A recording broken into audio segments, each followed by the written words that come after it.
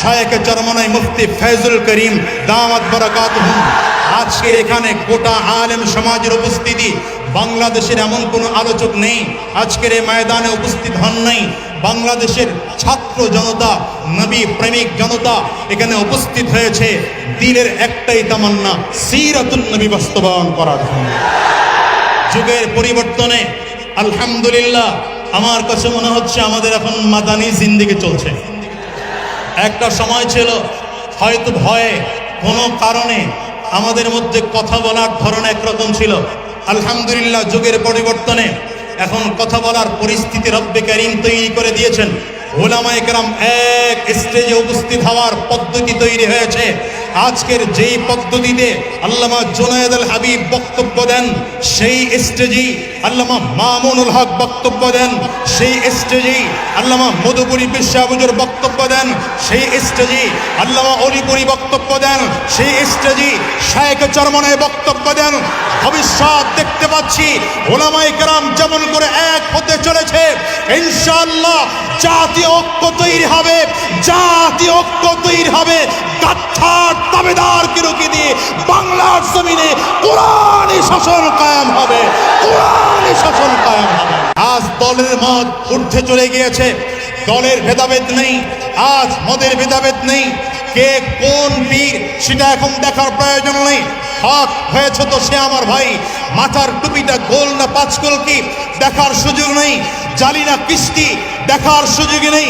ঐক্যের সময় এখন, এক হয়ে কথা বলার সময় এখন, সিরাতুন নবী প্রতিষ্ঠা করার সময় এখন, গোটা দুনিয়াতে কোরআন জিন্দা করার সময় এখন। আমি ছাত্র সমাজকে বলবো, উলামায়ে কেরাম করে যেমন করে এক হচ্ছে, এমন করে এক হয়ে যদি ইসলাম কায়েমের জন্য নতুন আরেকটা ডাক দেয়, আর সেই ডাকে সাড়া দিতে গিয়ে যদি কোরআন রক্ষা করার জন্য আমাদের রক্ত দেওয়ার প্রয়োজন হয়, জীবন দেওয়ার প্রয়োজন হয়, জীবন দিতে কারা কারা তৈয়ার আছো?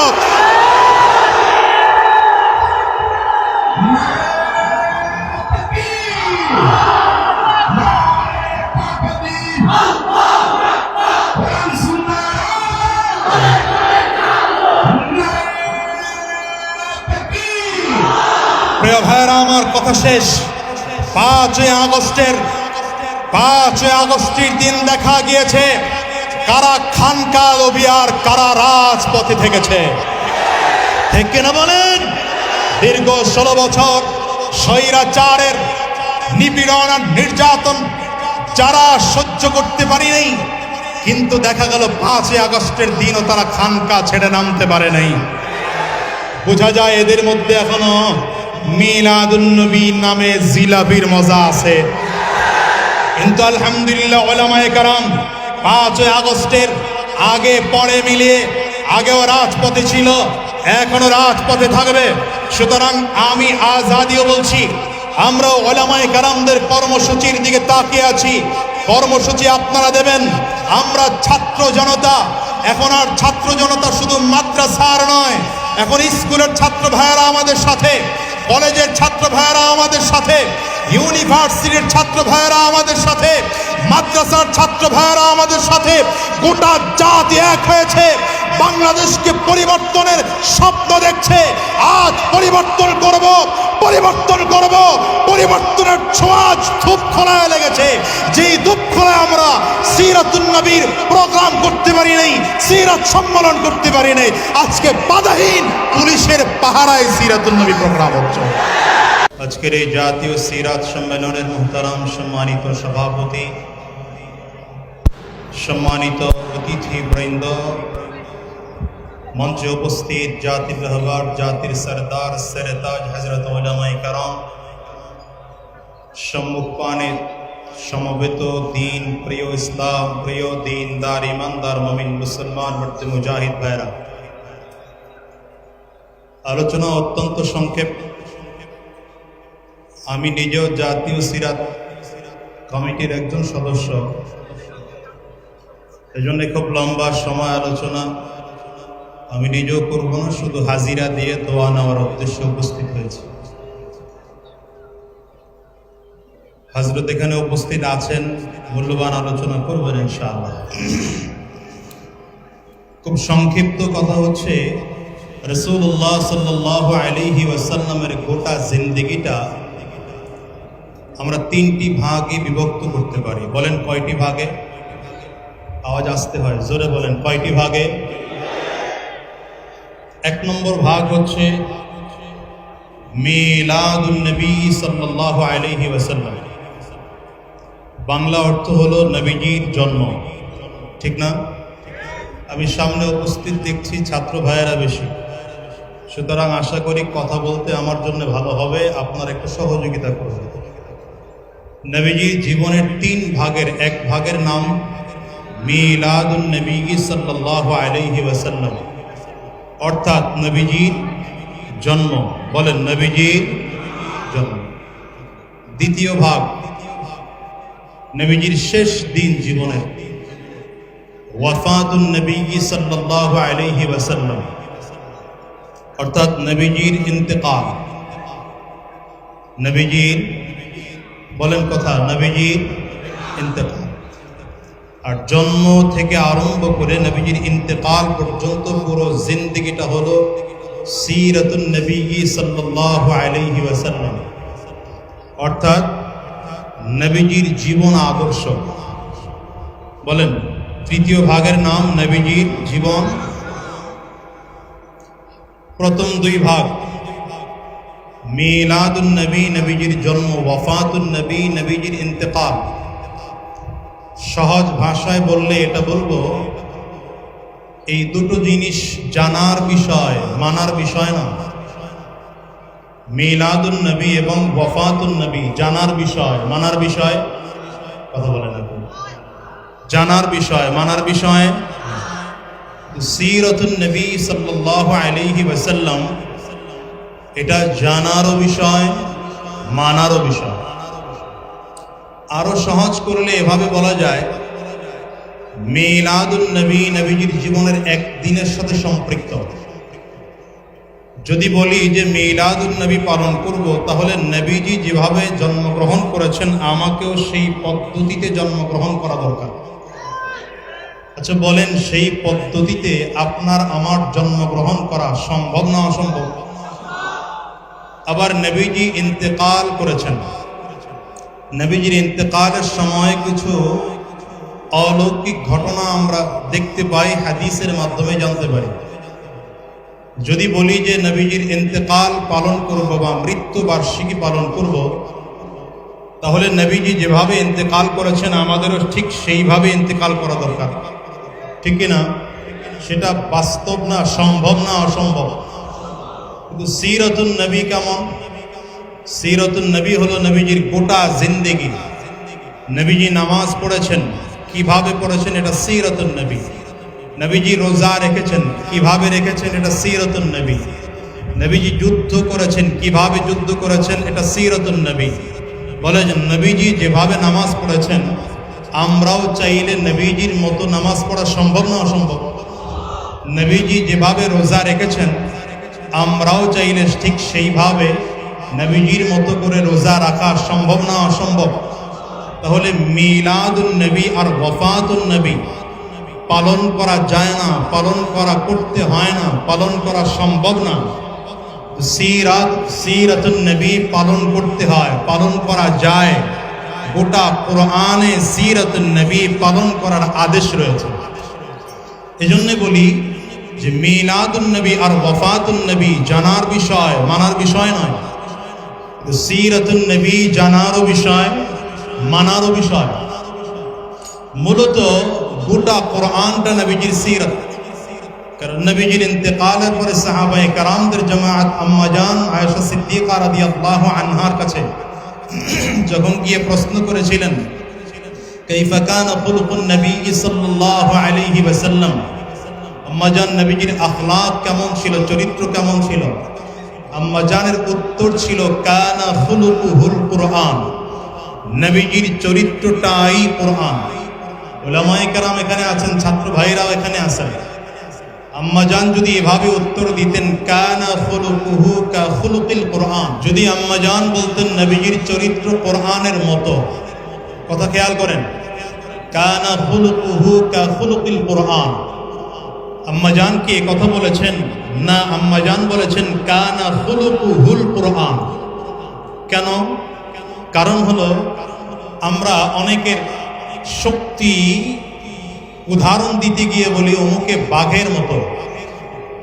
লোকটাকে আসলে বাঘ না শক্তির একটা চাপ্টার বোঝানো হয়েছে। যদি অনেকের তেজস্বী বক্তব্য শুনে বলি লোকটা সিংহের মতো গর্জন দিয়েছে, তার মানে কি লোকটা আসলেই স্টেজে উঠে সিংহের মতো গর্জন দিয়েছে না খুব জোরালো বক্তব্য দিয়েছে? যদি বলা হতো নবীজির চরিত্র কোরআনের মতো, তাহলে বোঝা যেত যে নবীজির চরিত্রের সাথে কোরআনের সাথে পুরাপুরি মিল নেই, কিছু কিছু মিল আছে, কিছু কিছু গ্যাপ আছে। আম্মা জানা আয়েশা সিদ্দিকা রাদিয়াল্লাহু আনহা এমন এক কথা বলেছেন যেই কথার পরে আর প্রশ্ন থাকে না। আম্মা জানা আয়েশা সিদ্দিকা রাদিয়াল্লাহু আনহা সোজা উত্তর করলেন কানা খুলুকুহুল কুরআন। সাহাবায়ে কেরামদের প্রশ্নের জবাবে যখন আম্মাজান বললেন নবীজির চরিত্রই কোরআন, তার মানে আম্মাজান বুঝাইতে চাইলেন কোরআন যা, নবীজির গোটা জিন্দেগি তা। এজন্য বলি যে আল্লাহ তাআলা পৃথিবীতে দুই কোরআন পাঠিয়েছেন, এক হলো প্র্যাকটিক্যাল কোরআন, আরেক হলো থিওরিক্যাল কোরআন।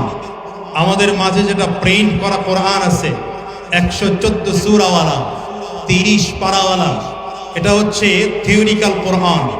আর আমার আপনার নবী সরওয়ারে দু আলম জনাবে মুহাম্মদুর রাসূলুল্লাহ সাল্লাল্লাহু আলাইহি ওয়াসাল্লাম থিওরিক্যাল নয় বরঞ্চ প্র্যাকটিক্যাল কোরআন, ঠিক না? ওয়াফাতুন নবী একদিনের, মিলাদুন নবী একদিনের, সিরাতুন নবী হলো গোটা জিন্দেগির রাহমাতুল লিল আলামিন। ওয়াহি প্রাপ্তির পরে আম্মাজান খাদিজা রাদিয়াল্লাহু আনহার কাছে এসে দ্বীনের দাওয়াত দিয়েছেন, এটা সিরাতুন নবীর অংশ। নবীজির ওই আম্মাজান খাদিজা রাদিয়াল্লাহু আনহার চাচাতো ভাই ওয়ারাকা বিন নওফলের কাছে গিয়েছেন, তিনি উত্তর দিয়েছেন হাদান নামুসুল্লাযী নাযালা আলা মূসা, এটা সিরাতুন নবীর অংশ। নবীজি জবলে আবু কুবাইসের সামনে দাঁড়িয়ে দ্বীনের দাওয়াত দিয়েছেন গোটা মক্কাবাসীকে, এটা সিরাতুন নবীর অংশ। রাহমাতুল লিল আলামিনকে মক্কার শিয়াবে আবু তালিবের মধ্যে বন্দী করা হয়েছিল, এটা সিরাতুন নবীর অংশ।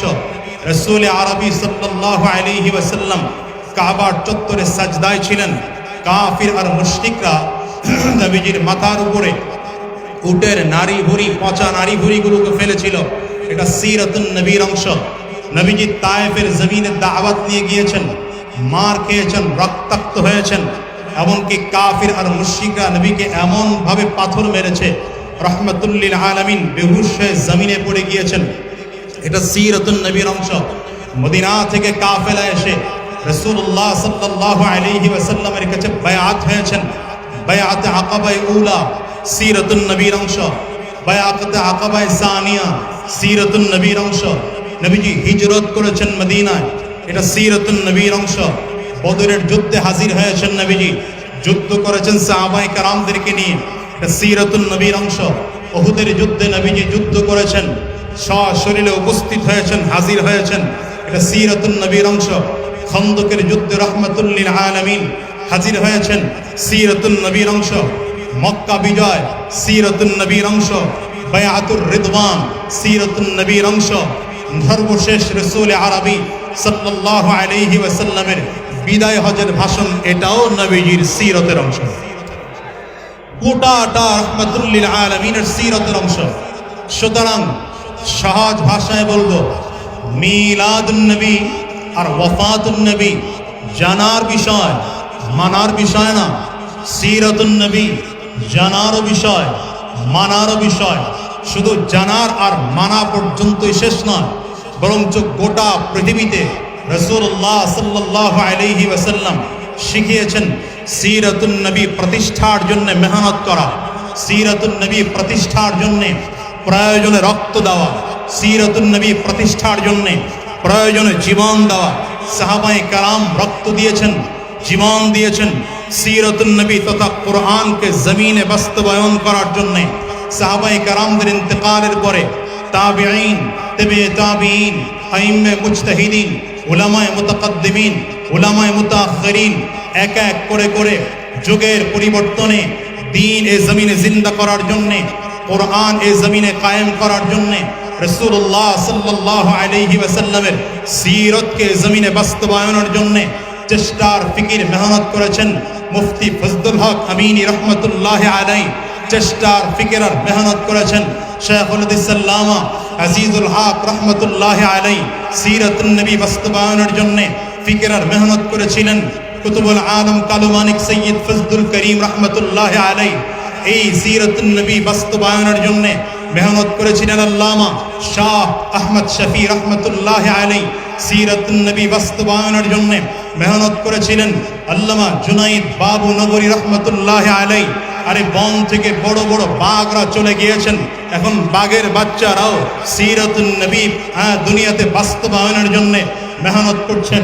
সিরাতুন নবী বাস্তবায়নের জন্যে বর্তমান যুগের উলামায়ে কেরামরাও সিরাতুন নবী বাস্তবায়নের জন্য মেহনত করছেন। সিরাতুন নবী বাস্তবায়নের জন্য মেহনত করে যাচ্ছেন আল্লামা খালিদ সাইফুল্লাহ আইয়ুবী দামাত বারাকাতুহুম। সিরাতুন নবী বাস্তবায়নের জন্য মেহনত করে যাচ্ছেন মুফতি সাখাওয়াত হুসাইন রাজি সাহেব দামাত বারাকাতুহুম। সিরাতুন নবী বাস্তবায়নের জন্য মেহনত করে যাচ্ছেন আল্লামা জুনাইদ আল হাবিব দামাত বারাকাতুহুম। সিরাতুন নবী বাস্তবায়নের জন্য মেহনত করে যাচ্ছেন এই যুগের উলামায়ে কেরাম। সিরাতুন নবী বাস্তবায়নের জন্য মেহনত করে যাচ্ছেন আল্লামা মামুনুল হক দামাত বারাকাতুহুম।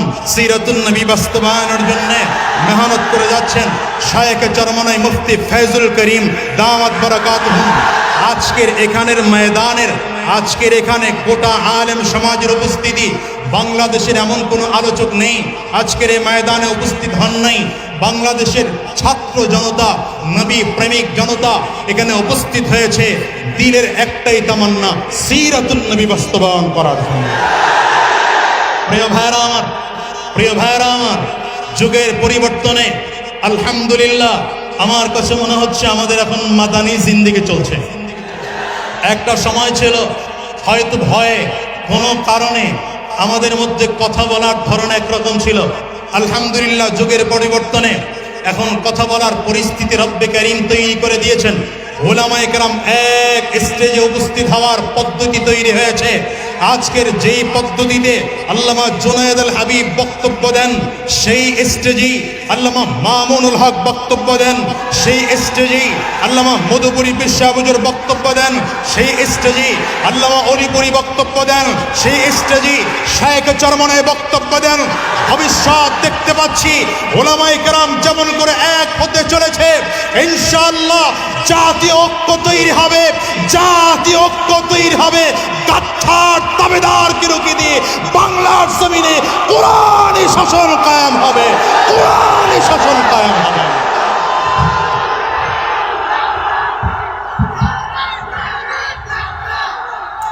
প্রিয় সম্মানিত ছাত্র ভাইরা, একই বাবার অনেক সন্তান, একই বাবার অনেক সন্তান। দায়িত্বের কারণে এক এক সন্তান এক এক দেশে থাকে, কিন্তু যখন বাবার সম্পদ রক্ষা করার প্রয়োজন হয় সমস্ত সন্তানেরা এক জায়গায় একত্রিত হয়ে যায়।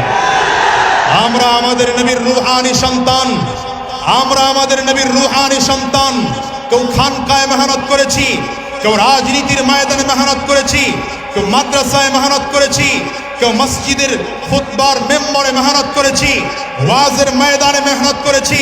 কিন্তু আজ যুগের পরিবর্তনে যখন পদ্ধতি এসেছে, যখন সময় এসেছে, আমরা প্রয়োজনে খানকার পাশাপাশি ইসলাম কায়েমের জন্য রাজপথে নামতে তৈয়ার আছি। ওই মসজিদের মেম্বার পাশাপাশি রাজপথেও নামতে তৈয়ার আছি। ওয়াজের ময়দানের পাশাপাশি রাজপথেও নেমে আমরা দেখিয়ে দিয়েছি ইসলাম কায়েমের জন্য গোটা সমাজ এক হতে পারি, গোটা সমাজ এক হতে পারি। আজ দলের মত ঊর্ধ্বে চলে গিয়েছে, দলের ভেদাভেদ নেই, আজ মদের ভেদাভেদ নেই। কে কোন পীর সেটা এখন দেখার প্রয়োজন নেই। হক হয়েছে তো সে আমার ভাই, মাথার টুপিটা গোল না পাঁচকোল কি দেখার সুযোগ নেই, জালি না কিস্তি দেখার সুযোগ নেই।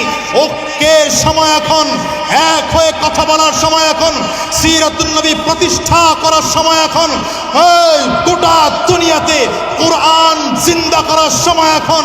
আমি ছাত্র সমাজকে বলবো, উলামায়ে কেরাম করে যেমন করে এক হচ্ছে, এমন করে এক হয়ে যদি ইসলাম কায়েমের জন্য নতুন আরেকটা ডাক দেয়, আর সেই ডাকে সাড়া দিতে গিয়ে যদি কোরআন রক্ষা করার জন্য আমাদের রক্ত দেওয়ার প্রয়োজন হয়, জীবন দেওয়ার প্রয়োজন হয়, জীবন দিতে কারা কারা তৈয়ার আছো?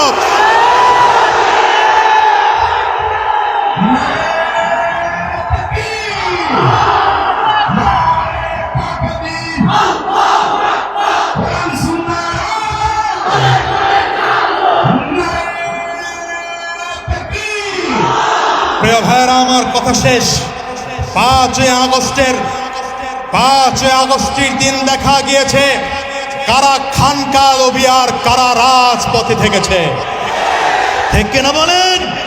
দীর্ঘ 16 বছর স্বৈরাচারের নিপীড়ন আর নির্যাতন যারা সহ্য করতে পারেনি, কিন্তু দেখা গেল 5 আগস্টের দিনও তারা খানকা ছেড়ে নামতে পারে নাই। বোঝা যায় এদের মধ্যে এখনো মিলাদুন্নবী নামে জিলাপির মজা আছে। কিন্তু আলহামদুলিল্লাহ উলামায়ে কেরাম 5 আগস্টের আগে পরে মিলিয়ে আগেও রাজপথে ছিল, এখনো রাজপথে থাকবে। সুতরাং আমি আজাদিও বলছি, আমরা উলামায়ে কেরামদের কর্মসূচির দিকে তাকিয়ে আছি। কর্মসূচি আপনারা দেবেন। আমরা ছাত্র জনতা, এখন আর ছাত্র জনতা শুধু মাদ্রাসার নয়, এখন স্কুলের ছাত্র ভাইয়েরা আমাদের সাথে, কলেজের ছাত্র ভাইয়েরা আমাদের সাথে, ইউনিভার্সিটির ছাত্র ভাইয়েরা আমাদের সাথে, মাদ্রাসার ছাত্র ভাইয়েরা আমাদের সাথে। গোটা জাতি এক হয়েছে, বাংলাদেশকে পরিবর্তনের স্বপ্ন দেখছে। আজ পরিবর্তন করব, পরিবর্তন করব, পরিবর্তনের ছোঁয়া ধূপখোলায় লেগেছে। যেই ধূপখোলায় আমরা সিরাতুন নবীর প্রোগ্রাম করতে পারি নাই, সিরাত সম্মেলন করতে পারি নাই, আজকে বাধাহীন পুলিশের পাহারায় সিরাতুন নবী প্রোগ্রাম হচ্ছে। সুতরাং আশা হারাবো না। রাত যত গভীর হয় তত সুবহে সাদেক কাছে হয়। আলহামদুলিল্লাহ সুবহে সাদেক আমাদের মাঝে চলে এসেছে, শুধু ইসলামের সূর্য উদয়ের অপেক্ষায়। সুতরাং আমিও সে অপেক্ষা নিয়ে আলোচনা শেষ করছি, আজকে বিদায় নিচ্ছি। কথায় ভুল হলে ক্ষমা চাই। অল্প সময় হাজিরা দিয়ে গেলাম। আজকে রাতেই ওমরা সফরে যাওয়ার নিয়ত করেছি। সবার কাছে দোয়া চেয়ে বিদায় নিলাম। আসসালামু আলাইকুম ওয়া রাহমাতুল্লাহ।